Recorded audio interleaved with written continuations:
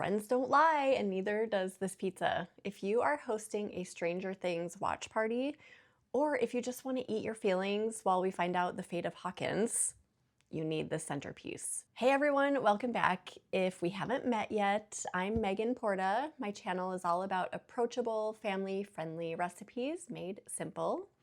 I specialize in comfort food, desserts, and easy weeknight dinners because I believe you should be able to enjoy the people you cook for, not just the cooking. Now, usually I'm making casseroles or easy Instant Pot meals, but today we are entering the upside down. I am a child of the 80s and a Stranger Things fan. We have waited years for this finale, and I wasn't about to let it pass without a tribute.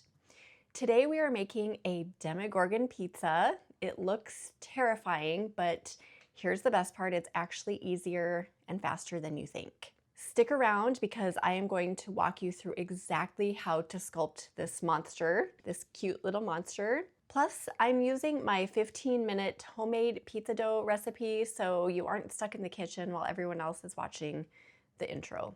So let's do this. Okay, first things first, we're gonna create the base, so the dough.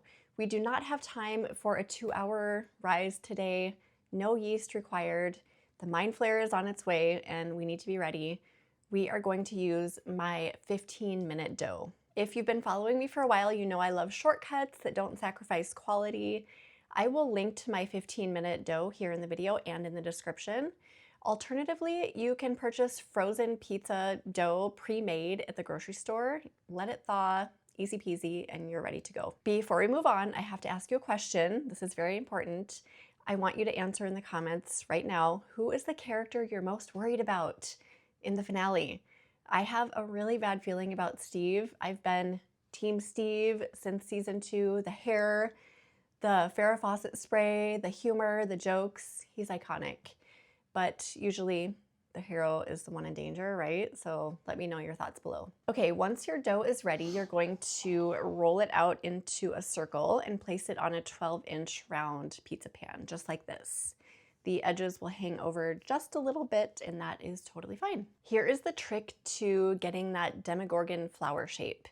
You're going to take a sharp knife or a scissors. The demo has 5 petals, so we are going to make 5 cuts in the dough, spaced out equally. You want to start from the outer edge and cut inwards, creating 5 large petal shapes. But, and this is very important, do not cut all the way to the center. You're going to leave the middle connected. Now you will notice you have some weird gaps between the petals. That's good. We actually want to trim off a little bit of dough between the petals to separate them. Don't throw those scraps away. We are going to use those. In the upside down, nothing goes to waste. Once you have the petals cut out, you're going to pinch the edges of them up just a bit so they can hold the sauce. Now take those extra scraps you just trimmed off.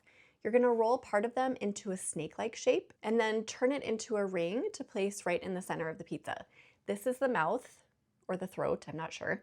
Honestly, biology in the upside down is kind of confusing, but visually we want that raised ring in the center. Now take those leftover bits of dough and you're going to cut them into small, sharp, triangular shapes. We are going to place these around the inside edge of that center ring or the mouth. These are going to be the teeth, but first we need to sauce it up. Now let's add some Gore, the best part.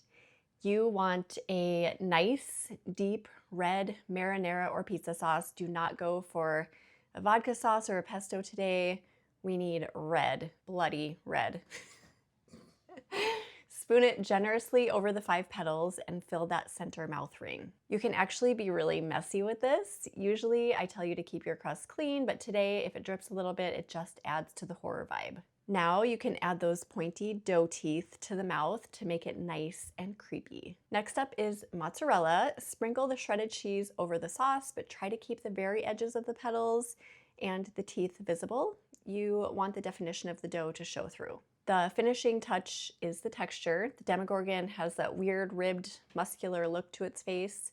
So to mimic that, we are going to use some pepperoni. Take your pepperoni slices and cut them in half. Line the outer edges of the petals with these half moon shapes. It outlines the shape perfectly and gives it that fleshy look. When this bakes, the pepperoni releases oil and gets crispy, It's going to be so, so good. Let's do one last pass with the cheese just for fun. Let's get some more Demogorgon teeth in there.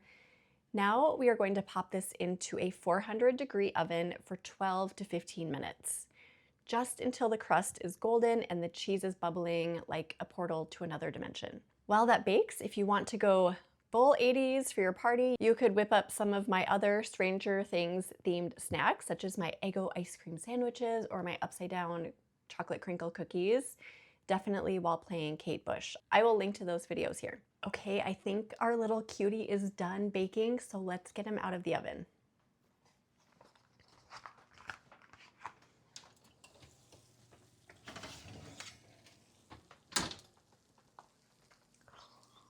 Oh my gosh, he is absolutely perfect. I love how this turned out.